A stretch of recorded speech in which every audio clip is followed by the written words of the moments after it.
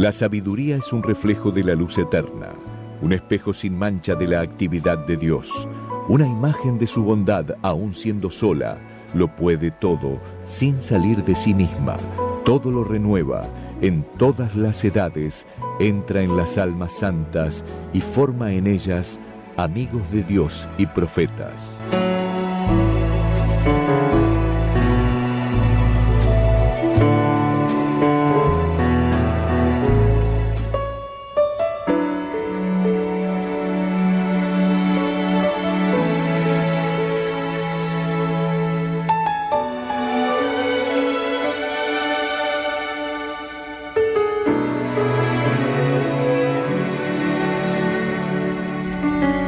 Estamos en el aire, ingresando así al bloque formativo de nuestro programa en este ciclo que empecé a desarrollar sobre las quejas de la vida y la neurosis. Hemos tenido en cuenta en el programa anterior algunos detalles de todo lo que hace a ser quejoso, y sobre todo lo hemos relacionado con algunos puntos de la vida que hacen que nuestra vida no sea realmente una vida satisfactoria, sino que siempre ofrezca un punto de referencia al cual una persona quiere exigir su queja. Dijimos que generalmente cuando hay quejas es porque falta un crecimiento, falta una maduración.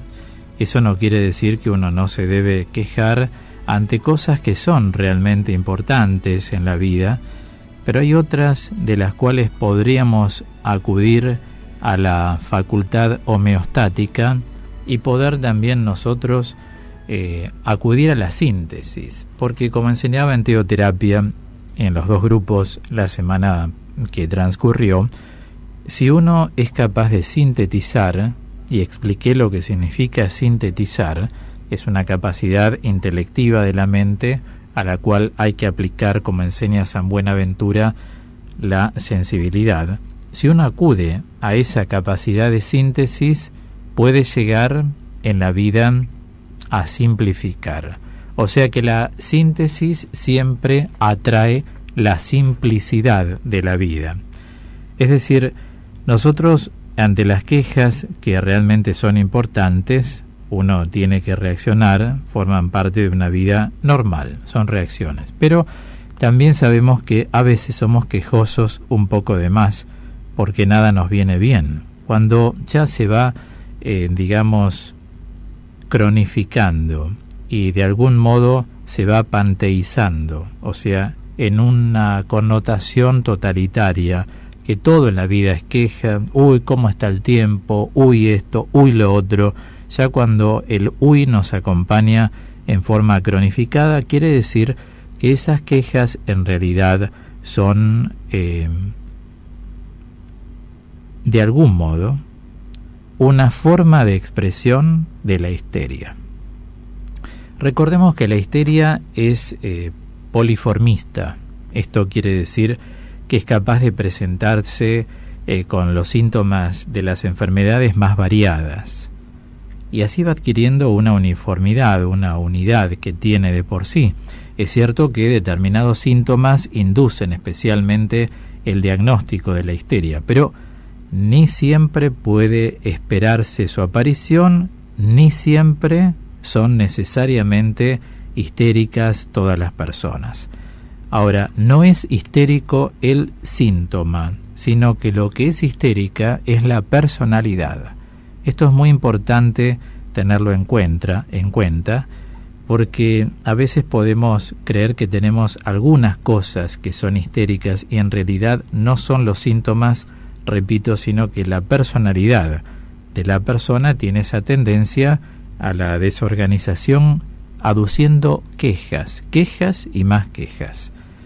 Desde el momento en que vamos tratando de entender, digamos, la queja como un modo de reacción, seguramente nos vamos a encontrar con indicios en la modalidad que tienen las quejas y nos vamos a dar cuenta que hay rasgos de la personalidad con una base así de deudas de amor que solo pueden ser canceladas con más amor, y cuanto más con el amor de Cristo, que es el que en verdad va delineando lo que es una verdadera capacidad amatoria. Uno, desde el punto de vista humano, si ese amor no está filtrado por el amor de Dios, difícilmente uno va a tener una experiencia de amor profundo. Va a ser una experiencia de amor emocional, pero no va a ser una experiencia de amor profundo, porque Dios es amor. Es cierto que donde hay amor está Dios presente, lo advierta uno o no lo advierta, pero cuando uno se adhiere a dejarse tomar por el amor de Dios, ya las actitudes nuestras van a estar revestidas de ese amor de Dios. Y ese amor de Dios es lo que va a ir haciendo muchas fuerzas en la vida para que las quejas ya no se ameseten de algún modo y hagan lo que quieran con nuestra vida. Por lo tanto, va a haber un cambio de los rasgos de la personalidad. Y esos rasgos son actitudes que uno va teniendo en la vida, y lógicamente la maduración va generando también actitudes distintas en la vida.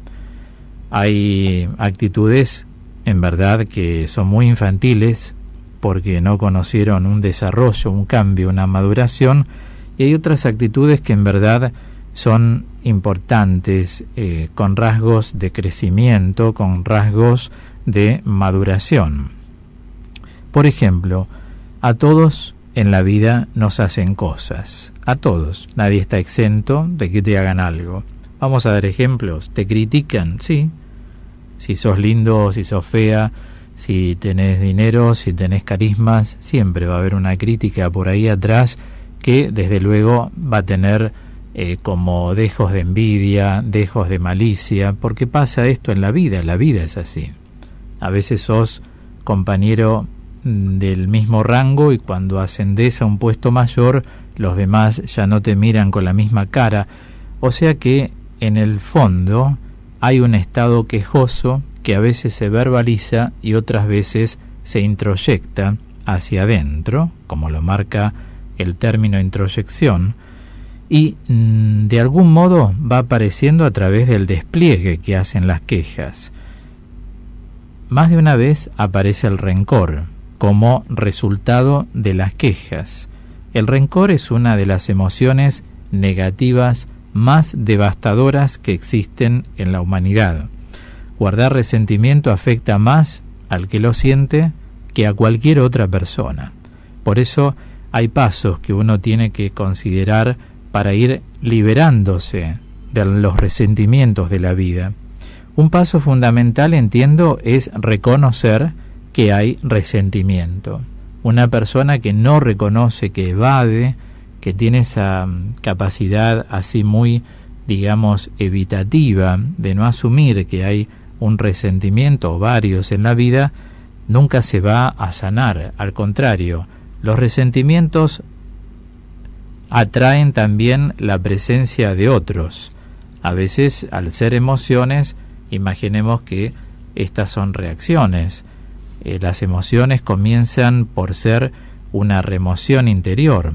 Emovere, del latín, significa remover, significa entonces excitar, significa provocar. Entonces son provocaciones, son excitaciones internas que sufre el psiquismo. Cada vez que uno tiene que analizar o ponerse a pensar sobre estas situaciones, creo que es muy importante sacar a luz algo que es fundamental, que en psicología se tiene muy en cuenta. Primero, que existe una realidad psíquica y a veces, y en la mayoría de los casos, hay una realidad objetiva. La realidad psíquica es lo que vive la persona, y la realidad en sí misma, o bien la objetiva, es la realidad que es, y a lo mejor uno puede vivirla más o menos, con mayor o menos intensidad, o puede no vivirla. Hay gente que usa mucho, y en ciertos casos es un gran mecanismo de defensa para la psiquis, usar lo que en psicología se llama la disociación instrumental, que es esa capacidad que la mente tiene para disociar, es decir, para separarse de una realidad a fin de que a uno no le afecte demasiado. O sea, es importantísimo tener en cuenta esto que es la realidad psíquica, o sea, lo que el psiquismo va lucubrando, lo que el psiquismo va trabajando en el interior. Todos conocemos aquella frase común entre las personas cuando se dice no te des tanta manija con tal cosa.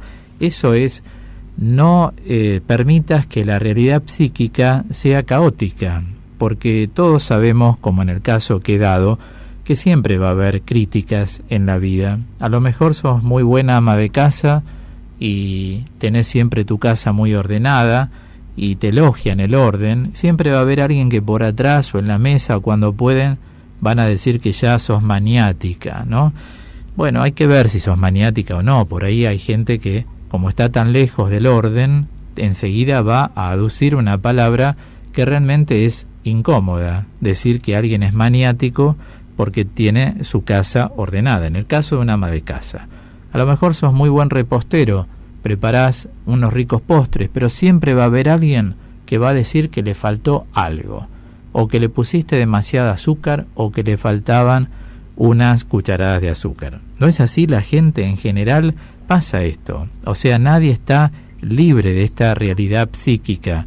Por eso digo, sepamos distinguir realidad psíquica, la que experimenta cada uno en su mente, y la realidad objetiva, la exterior, aquella que está fuera de la mente. Una a veces ve una realidad exterior, pero no llega a internalizarla. El hecho de no permitir internalizar una realidad exterior hace y contribuye a que la salud mental y espiritual de una persona realmente sea loable. Por eso es importante que cada uno, cuando remueve sus emociones, se fije si en la base de las quejas no hay rencor, a lo mejor, porque uno, lógicamente, puede tener un rencor respecto a aquella persona que siempre, después de preparar un rico postre, te va a decir que le faltó algo o que no le gusta así. La gente, a veces, no siempre, todos, por supuesto, pero todos vivimos en el mundo. No les resulta extraño, seguramente deben estar como asintiendo a lo que yo digo. La gente es quejosa en general. En vez de decir qué rico postre, cada uno lo preparó como quiso, enseguida te ponen su mirada subjetiva.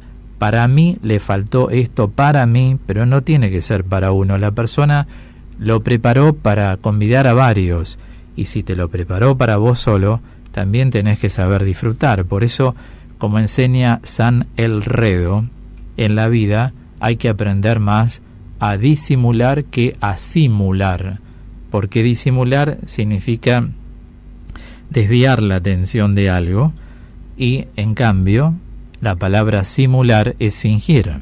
Entonces uno a veces tiene que desviar la atención.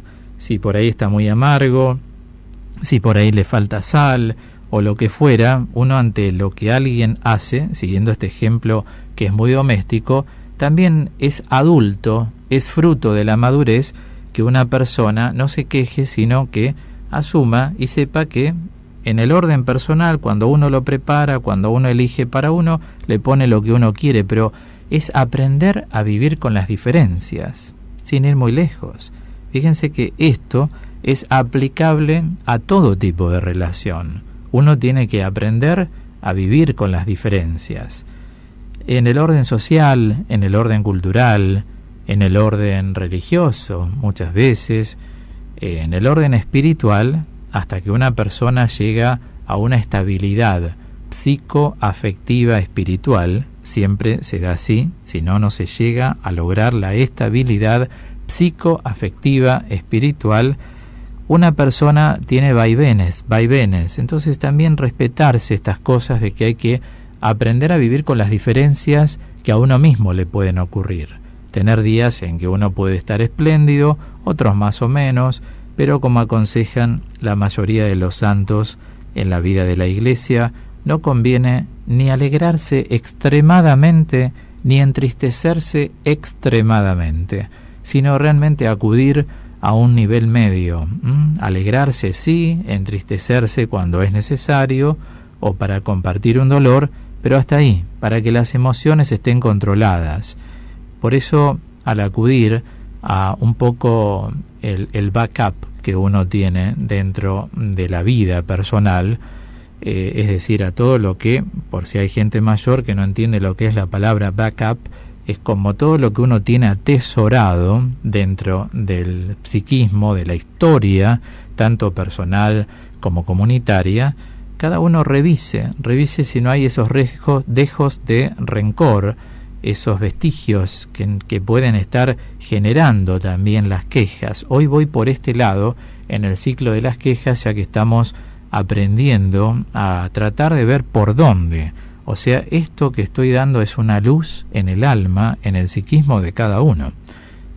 Muchas son las veces en que la gente dice, solo no puedo, nunca pensé esto de esta manera, y a través de la formación las personas van aprendiendo a pensar de otro modo. Por eso vamos generando nuevas perspectivas, nuevas visiones, y a veces uno jamás ha escuchado esto que estoy diciendo y por eso tampoco se lo planteó. Está bueno entonces planteárselo. También darse cuenta que si hay rencor no se elimina por vía biológica, sino por vía psicoespiritual.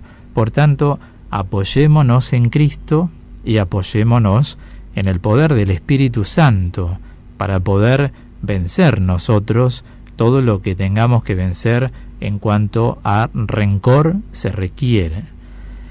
Y dediquémonos a tomar el control de nuestras emociones. Esto es muy importante.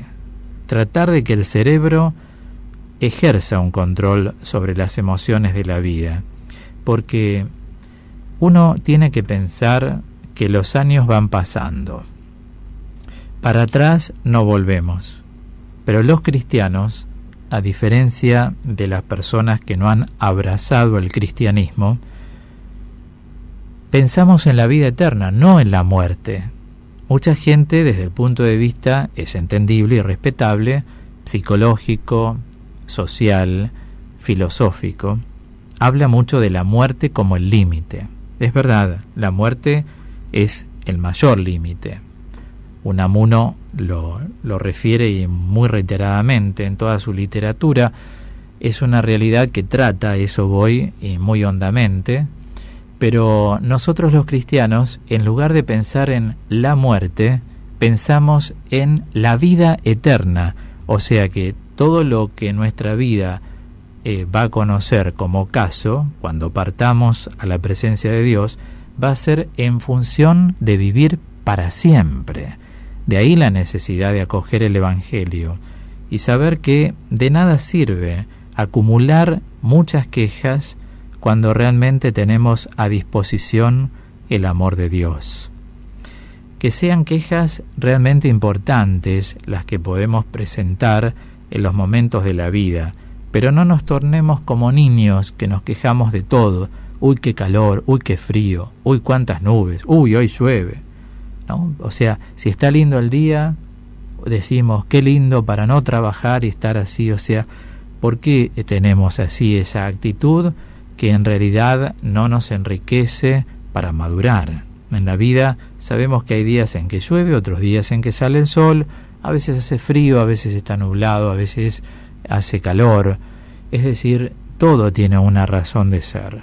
Y la persona que quiere iniciar este proceso de desprendimiento de la fatuidad de la vida, que va apoyada ciertamente esta fatuidad por las quejas, trate de llamarse a la reflexión. Hoy entre por el lado de los rencores, para tratar de ir canalizándolos. Como síntesis acudo nuevamente, hay una realidad psíquica que es la interna y hay una realidad externa que es la objetiva. Si son cosas que realmente no te hacen bien, trata de sacarlas de tu mente, que sean realidades externas, pero que no sean realidades psíquicas. Hasta aquí llegamos hoy entonces en este bloque de la formación en el ciclo sobre las quejas de la vida y la neurosis.